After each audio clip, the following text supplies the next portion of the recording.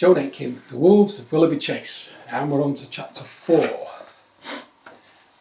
Next morning, the children had breakfast together in the nursery, which was gay with the sunshine that sparkled on crystal and silver and found golden lights in the honey and quince preserve. Miss Slycarp, it seemed, was to take her meals. Miss Slycarp, it seemed, was to take her meals in her own apartments, and of this Sylvia was glad. For when she met the governess after breakfast, she found a somewhat frightening lady, cold and severe and forbidding.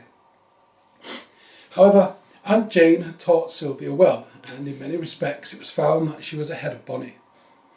"You will have to work, miss," said Miss Slycarp curtly to Bonny. "You will have to work hard to catch up with your cousin." "I am glad," said Bonny, hugging Sylvia. "I want to work hard. It is delightful that you are so clever. We shall study all sorts of interesting things, botany and Greek and the use of globes." They did not do many lessons that morning. After they had lain on their backboards while Miss Slycarp read them a short chapter on Egyptian history, they were dismissed to their own devices. Sir Willoughby and Lady Green would be departing at midday, and he wanted to instruct Miss Slycarp in various matters relating to the running of the estate and household, of which she was to be in charge while he was away. "Let us go and see how poor Mr. Grimshaw is this morning," Bonny proposed. "I am longing to take you to Mamma and Papa, but Miss Slycarp is with them now. We will wait until she comes back." They ran along to the chamber where the unfortunate traveller had been placed, and found there an elderly whiskered man, Dr. Morn, in consultation with round, rosy Mrs. Shubunkin, the housekeeper. They curtsied to the doctor, who patted their heads absently. "It is a most unusual case," he was saying to Mrs. Shubunkin. "The poor gentleman has recovered consciousness, but he has clean lost all recollection of his name and address and who he is. I have ordered him some medicines, and he must be kept very quiet and remain in bed until his memory returns. I will go and speak to Sir Willoughby on the matter. Perhaps if he were to see Sylvia he would remember the train journey," Bonny suggests. "He told you his name, did he not, Sylvia?" "Yes, Mr. Grimshaw, Josiah Grimshaw." "It would be worth a trial," the doctor agreed, and a footman just then arriving to inform him that Sir Willoughby was at liberty, he left them, while the children ventured unescorted into Mr. Grimshaw's chamber. What was their surprise to discover the patient was not in bed but up, standing by the fire, wrapped in a crimson plush dressing gown. Moreover, he seemed to have been burning papers, for the fireplace was full of black ash and the room of blue smoke.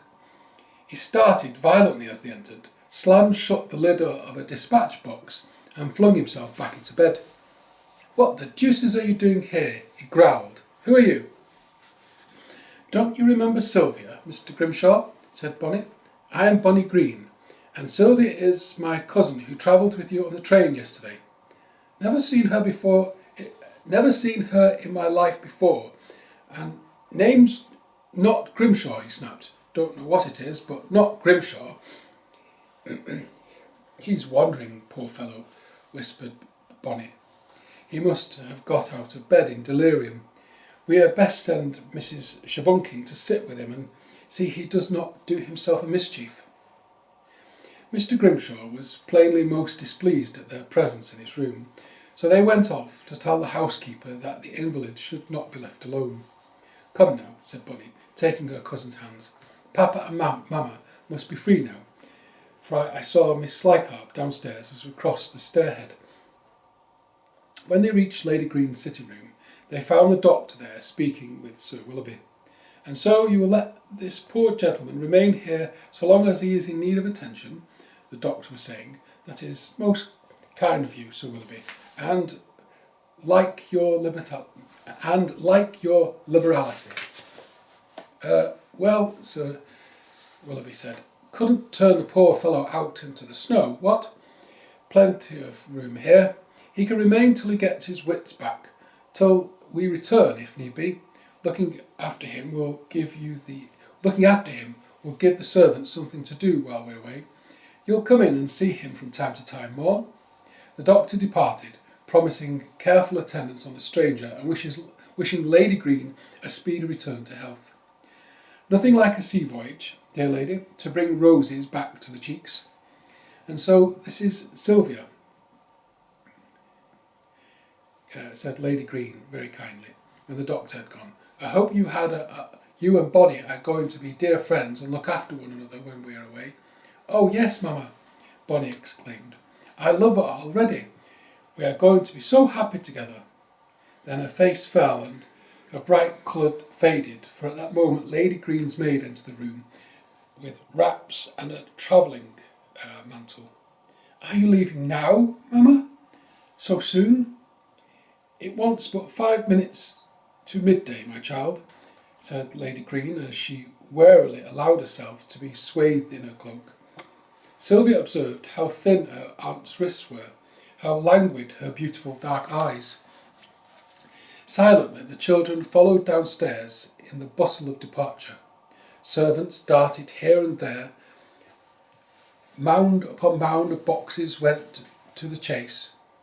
Sir Willoughby tenderly supported his wife to the hall door. There she enveloped Bonnie in a long and loving embrace, had a warm kiss too for Sylvia, and, pale as death, allowed herself to be lifted into the carriage. They saw her face at the window, with her eyes fixed yearningly on Bonnie. "It won't be long, Mamma," Bonnie called. Her voice was strained and dry. "Not long, my darling." "Be good, children," said Sir Willoughby hurriedly. "Mind what Miss Slycart tells you now." He pressed a golden sovereign into each of their hands and jumped quickly into the carriage after his wife. What's a sovereign? It's a gold coin. Mm-hmm. "Ready, James?" The whip cracked. The mettlesome horses blew great clouds of steam into the frosty air, and they were off. The carriage whirled over the packed snow on the driveway, passed beyond a grove of leafless trees, and was lost to view. Without a word, Bonnie turned on her heel and marched up the stairs and along the passages to the nursery. Sylvia followed, her heart swollen with compassion. She longed to say some comforting words, but could think of none. "It may not be long, Bonnie," she ventured at length. Bonnie sat at the table, her hands tightly clenched together. I will not cry," she was saying to herself. At Sylvia's anxious, loving, compassionate voice, she took heart a little and gave her cousin a smile. "After all," she thought, "I am lucky to have Papa and Mamma, even if they have gone away. Poor Sylvia has no one at all." "Come," she said, jumping up, "the sun is shining. I will show you some of the grounds. Let us go skating." "But Bonnie dear, I have no skates, and I do not know how." "Oh, it is the easiest thing in the world. I will soon show you. And as for skates, Papa thought of that already. Look." Bonnie pulled open a cupboard door and showed 6 pairs of white kid skating boots, all different sizes. "We knew your feet must be somewhere near the same size as mine, since we are the same age, so Papa had several pairs made, and we thought one of them was certain to fit." Sure enough, one of the pairs of boots fitted exactly. Sylvia was much struck by this thought on the part of her uncle, and astonished at the lavishness of having 6 pairs made for one to be chosen. Likewise, Patton pulled out a whole series of white fur caps and pelisses, and tried them against Sylvia until she found one that fitted. "I've hung your green velvet in the closet, miss," she said. "Green velvet's all very well for London, but you want something warmer in the country." Sylvia could not help a pang as she remembered the cutting of the green velvet shawl and saw the sumptuous pile of white fur. How she wished she might send one of those pelisses to Aunt Jane, but next moment Bonnie caught her hand and pulled her to the door. "Don't go outside the park now, Miss Bonnie," Patton said. "We won't," Bonnie promised. Snug in their furs, the 2 children ran out across the great snow-covered slope in front of the house, through the grove, and down to where a frozen river meandered across the park. After falling over 2 or 3 artificial cascades. What's an artificial cascade? Must be like mounds of snow, now stiff and gleaming with icicles. The children sat on a garden bench to put on their skates. Then, with much laughter and encouragement, Bonnie began to show Sylvia how to keep her balance on the ice. Why, Sylvia, you might have been born to it. You are 1,000 times better than I was when I began. Perhaps it is because Aunt Jane took such pains teaching me to courtesy and dance the gavotte, balancing Dr. Johnson's dictionary on my head, Sylvia suggested, as she cautiously glided across to the opposite snow-piled bank and then hurriedly returned to the safety of Bonnie's helping hand. Whatever the reason, it is perfectly splendid. We can go right down the river to the end of the park, much farther skating than we can walk. The wolves, you see, cannot catch us on the ice. Walking. And we can walking. Oh yes, then we can walk in. The wolves cannot catch us on the ice. Is the river frozen all the way down? Yes, all the way to the sea. Oh, I can't wait for you to see this countryside in summer, Bonnie said, as they skated carefully downstream. The river is not merely so full then, it is just a shallow rocky stream, and we bathe and paddle, and the banks are covered with heather and rock rose. It is so pretty. Is it far to the sea? Oh, far, far, 50 miles. First you come to Blackburn, which is a hideous town, all coal tips and ugly mills. Papa goes there sometimes on business. And then at the sea itself there is Rivermouth, where Papa and Mama will go on board their ship, the Sally. Bonnie sighed and skated a few yards in silence. Why? She exclaimed suddenly. Is not that Miss Slycarp over there? Is it not very safe to go walking so near the park's boundary? The wolves have more than once been noted to get in. I wonder if she knows, or if we shall warn her, or should warn her. Are you sure it's Miss Slycarp? Said Sylvia, straining her eyes to study the grey figure walking beside a distant coppice. I think it is. Are you tired, Sylvia? Can you manage another half mile? If we continue down the river, it will curve round and bring us near to her. I think we should remind her about the wolves. Sylvia protested she was not at all tired, that she could easily skate for another hour, 2 hours if necessary, and, increasing their speed, the children hastened on down the frozen stream. The bank soon hid Miss Slycarp from their sight. It is very imprudent of her, Bonnie commented, I suppose. It's silly, I suppose. Coming from London, she does not realise about the wolves. Sylvia secretly began to be a little anxious. They seemed to have come a very long way. The house was nearly out of sight across the rolling parkland, and when they rounded the curve of the river, they saw that Miss Slycarp had cut across another ridge and was almost as far from them as ever. Sylvia's leg and back, unused to this form of exercise, began to feel tired and to ache, but she valiantly strove to keep up with the sturdier Bonnie. Just round this next bend, Bonnie encouraged her, and then we must meet her. If not, I do not know what we can do.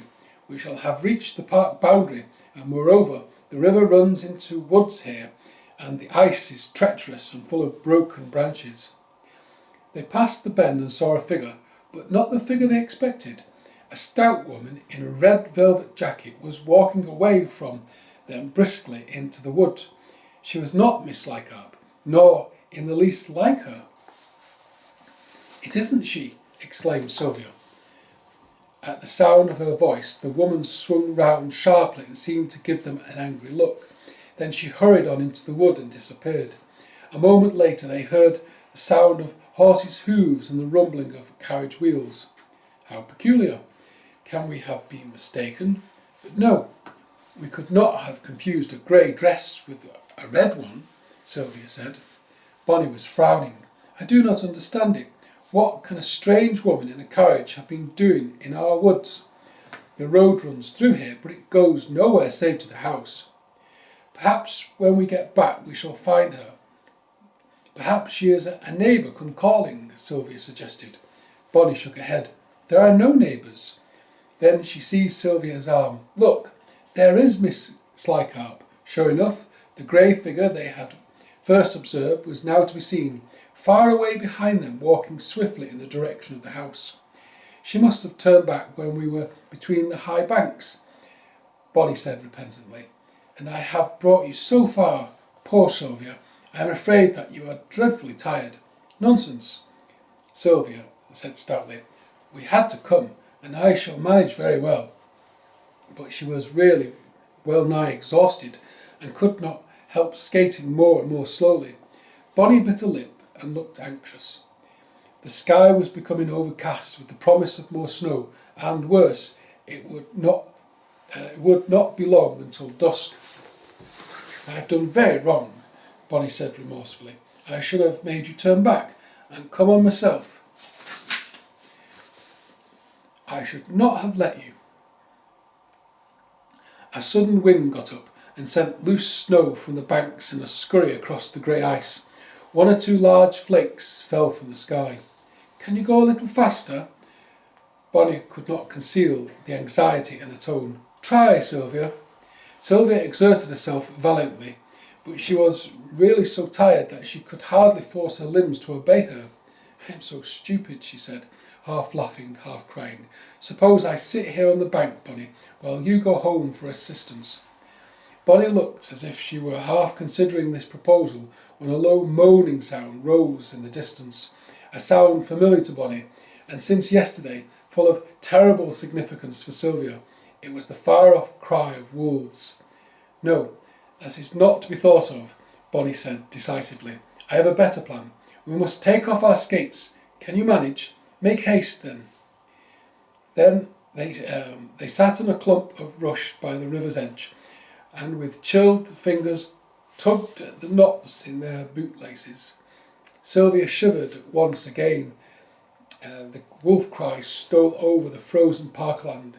It had been bad enough heard from the train, but now, when there was nothing between them and those pitiless legions, how dreadful it sounded. The children stood up, slinging their skates around their necks. Now we must climb this little hill, Bonnie said. Here, I'll take your hand. Can you run? Famous. Sylvia, you are the bravest creature in the world, and when we get home I shall give you my little ivory workbox to show how sorry I am for having led you into such a scrape. Sylvia did her best to smile at her cousin, having no breath to answer, and tired to stifle all doubts that they ever would get home. Arrived at the top of the hill, Bonnie stood still and, as it seemed to Sylvia, wasted precious moments while she glanced keenly about her through the rapidly thickening snowstorm. Ah, she cried presently, the Temple of Hermes. We must go this way.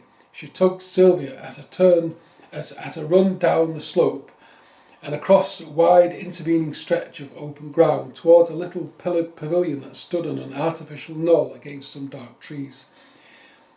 They had now put the river between them and the cry of the wolves, which was comforting, but Sylvia was dismayed to see that Bonnie was once more leading her away from the house. Where are we going, Bonnie? She panted, fighting bravely to keep up. I have a friend who lives in the woods, Bonnie. Bonnie returned. I hope he is not away. Let us rest a moment here. They stood struggling to get their breath in the Temple of Hermes, which was no more than a roof supported on slender columns. Oh, Bonnie, look, look, Sylvia cried in uncontrollable alarm, pointing back the way they had come. Through the dust they could just distinguish two small black dots at the top of the slope, which were soon joined by several others. After a moment, all these dots began coursing swiftly down the hillside in their direction. There is not a moment to be lost, Bonnie said urgently. Make haste, make haste. Half leading, half supporting the exhausted Sylvia, she urged her on through the deepening wood. Here Bonnie seemed to know her way almost by instinct. She paused from tree to tree, scanning them, apparently for signs invisible to her cousin.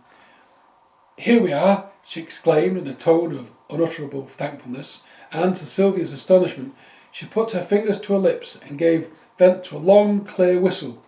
More surprising still, she was instantly answered by another whistle which seemed to come from the very ground beneath their feet. A clear, ringing voice called, "Here, Miss Bonny, here, quick!" Sylvia found a lithe, bright-eyed boy beside her, helping her on. Taller than Bonny, he was dressed entirely in skins. He wore a fur cap, carried a bow, and had a sheaf of arrows slung over his shoulder. As the first of the wolf pack found their tracks in the temple of Hermes and came raging after, along the clear scent, the boy turned, fitted an arrow to his bow, and sent it unerringly into the midst of the pursuers. One wolf fell, and his companions immediately hurled themselves upon him with starving ferocity. "That gives us a breathing space," the boy exclaimed. What, they ate the wolf that died? "Yes, because they're starving." "That gives us a breathing space," the boy exclaimed. "Inside, Miss Bonny, don't lose a moment." With Bonny tugging at her hand and the boy guarding the rear, threatening the wolves with his bow, Sylvia found herself whisked down a long narrow path or passageway, snow-lined at first, then floored with dead leaves. It was dark, she was in a cave. And more curious still, she could feel a number of live creatures pushing against her legs, almost overbalancing her. They were soft and smooth, and she could hear an angry hissing coming from them which was almost drowned the clamour of the wolves outside.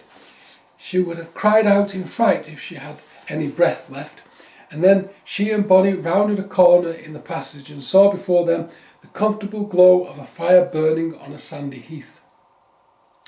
hearth. Heaped up piles of ferns and dead leaves, covered with furs, lay against the cave walls, and on these Bonny and Sylvia flung themselves, for even Bonny could now acknowledge that she was nearly fainting from weariness. "There," said the boy, following them in. "I have shut the gate. They'll not catch you this time. But what was you doing, Miss Bonny, so far from the house on a night like this? It's not like you to take such a foolish risk." As Bonny began explaining how it had come about, Sylvia was amazed to see a number of large white geese waddle after the boy into the cage. They looked rather threateningly out of their flat, black, beady eyes at Sylvia and Bonny. One or two of them thrust out their necks and hissed, but the boy waved them back into the passage and flung them a handful of corn to keep them quiet. Lulled by the flickering firelight and the long white necks weaving up and down in the entrance as the geese pecked at their corn, Sylvia, who was half stupefied by exhaustion, fell fast asleep. When she awoke, it was to the sound of voices. Bonny was saying anxiously, "But Simon, we cannot stay here all night. My dear Pattern will be so worried. She will be certain the wolves have got us, and Miss Slycarp too will be concerned. Perhaps they have already sent the men out searching for us." "I'll have a look in a moment," the boy returned. "Now, if you'll wake your cousin, miss, the cakes are ready, and you'll both feel better on your full stomachs than empty." He spoke with a pleasant country burr. Sylvia, lying drowsy on her heap of leaves, thought that his voice had a comfortable brown furry sound to it. "Sylvia, wake up," Bonny said. "Here's Simon's made us some delicious cakes, and if you are like me, you are ravenous with hunger." "I am indeed. Indeed I am." Rubbing her eyes and smiling, Sylvia brushed off the leaves and sat up. The boy had separated the fire into two glowing hillocks. From between these he now pulled a flat stone on which were baking a number of little cakes. The two children ate them hungrily, as soon as they were cool enough to hold. They were brown on the outside, white with flowery within, and sweet to the taste. "Your cakes are splendid, Simon," Bonny said. "How do you make them?" "From chestnut flour, Miss Bonny. I gather up the chestnuts in the autumn and then pound them to flour between two stones." While they were eating, he went along the entrance passage. In a minute he came back to say, "Wolves have gone, and it's a fine, sharp night. all spiky with stars. No sign of men out searching, Miss Bonny. It's my belief we'd best be off now while the way's clear. Do you think you can walk as far as the house now, Miss Sylvia? Oh, yes, I feel perfectly rested, declared Sylvia. But she was obliged to acknowledge when she stood up that she still found herself stiff and tired and would be unable to keep up at a very fast pace. I have badly overtaxed your strength this first day, exclaimed Bonny self-reproachfully. Still, if you can walk, Sylvia, I think we should be off now and save our poor Patton some hours of dreadful worry. Certainly I can walk, Sylvia said stoutly. Let us start at once, though inwardly her heart quailed somewhat at the thought of the wolves very likely still in the neighbourhood. A moment before we start, the boy, Simon, dug in shallow sand at the side of the cave and brought out a large leather bottle and a horn drinking cup. He gave the girls each a small drink from the bottle. It was strong, heady stuff, tasting of honey. That will hearten you for the walk, he said. What is it, Simon? Metheglin, I think. Metheglin? Metheglin, miss. I make it in the summer from heather honey. He picked up his bow and flung a few logs on the fire. The children resumed their furs, which they had taken off at their first entry into the warm cave. I do love your home, Simon, Bonny exclaimed. I hate to leave it. You, miss, he said, grinning, with your grand house and a different room for each day in the year. Well, yes, of course, I love that too, but this is so snug. Simon quieted the geese, who raised their necks and hissed at the children as the children passed them. I wish I had another weapon to defend you with, he muttered. One bow is hardly sufficient for 3. I will cut you a cudgel when we are outside, Miss Bonny. I know, Simon, Bonny cried. My old fowling piece that I left here that rainy day last autumn. I have never thought of it since. Have you it still? Of course I have, he said, his face lighting up, and carefully oiled too, with neat's foot oil. It's in good order, Miss Bonny. I am glad you reminded me of it. What a fool I am not to think of it before. He took it down from where it hung on the passage wall in a leather sack. Bonny, somewhat to her cousin's alarm and amazement, handled the gun confidently, and soon satisfied herself of it being in excellent order and ready to fire. Now let us be off, she said gaily. I can keep the villains at a distance with this. They went out into the clear, sparkling night. The new snow, which had obliterated both their footprints and those of the wolves, made a crisp carpet beneath their feet. Bonny and Simon kept a vigilant lookout for wolves, and Sylvia did too, though secretly she felt she was almost less afraid of the wolves than her cousin Bonny's gun. However, there was no occasion to use the fowling piece, as the wolves appeared to have left that region for the moment, drawn away doubtless by some new quarry. Their journey back to the house was quiet and uninterrupted. It is strange, remarked Bonny in a puzzled voice, that we do not see men out everywhere with lanterns searching for us. Why, the time I was late back from picking wild strawberries, my father had every man on the estate out with pitchforks and muskets. Aye, Simon, but your father's from home now, isn't he, Miss Bonny? Yes, he is, answered Bonny, sighing. I suppose that is the reason. And she fell into a rather sad silence.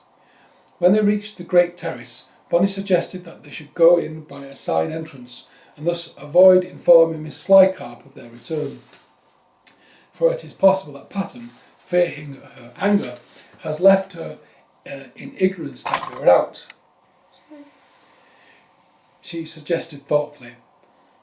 I believe Patton is a little frightened of Miss Slycarp.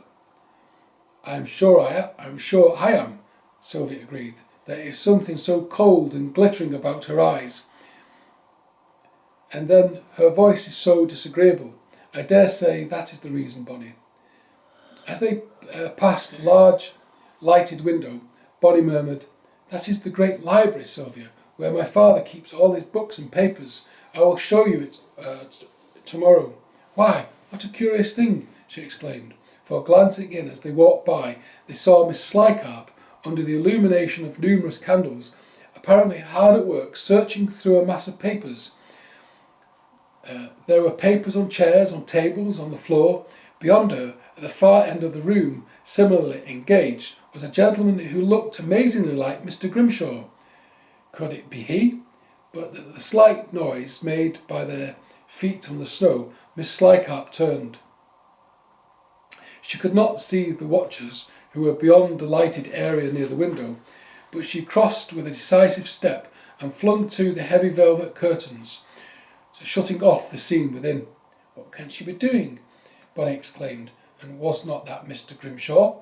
Dr. Morn said he should not get out of bed. Perhaps she is familiarising herself with the contents of your father's papers, Sylvia suggested. Did you not say she was to look after the estate?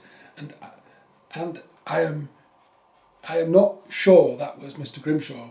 We had hardly time to see. Arrived at the little postern door, they had scarcely knocked it before it was flung open, and Pattern had enveloped them in her arms. Mr. Grimshaw might have purposely gotten unconscious of an actual. He's remembered he's just trying to stay there to do something. Yeah. Oh, you naughty, naughty, precious children. How could you? How could you? Here's my poor heart had been nearly broken in half with fright at thinking you were eaten by the wolves, and Miss Slycarp saying no such thing. You'd come home soon, and me saying, begging your pardon, miss, but you don't know this park and these wolves as I do, and begging her to tell the men and sound the alarm, but no, my lady knows best what's to be done, and it's my belief nothing ever would have been done till we had found some boots and buttons of you in the snow, and the rest all ate up by the wolves if you hadn't come home all by yourselves, you good, wicked, precious, naughty lambs. Oh, and the faithful Pattern relieved herself by a burst of tears. Not by ourselves, Pattern, said Bonny, hugging tightly. Simon brought us home. We were chased by wolves, though it wasn't exactly our fault, and he hid us in his cave till they were gone. Never will I hear a word said against the boy. Some say he's a wicked, vagabond gypsy, but I say he's the best-hearted, trustiest. Ask him in, Miss Bonny, and I'll give him the Christmas pudding that was too big to go in my lady's valise. But the silent Simon, overwhelmed perhaps by Pattern's flow of words, had melted away into the night without waiting to be thanked. Will it be all right? Breathed Sylvia, big-eyed with horror. Won't the wolves get him on the way home? I don't believe they could ever catch him, Bonny reassured her.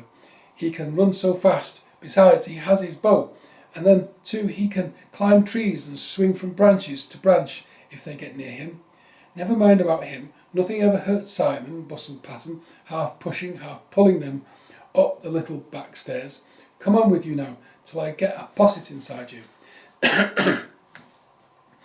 Cold in spite of their furs, the children were glad to be sat down before a glowing fire in the nursery, while Pattern scolded and clucked and brushed the tangles out of their hair, brought in with her own hands the big silver bathtub filled with steaming water, in which bunches of lemon mint had been steeped, giving a delicious fragrant scent, and bathed them each in turn, afterwards wrapping them in voluminous, warm white flannel gowns.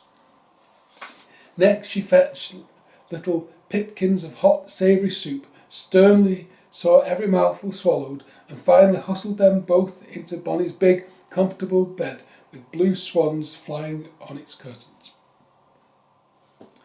For if there's any nightmares about wolves, at least that way you'll be able to comfort each other, she muttered.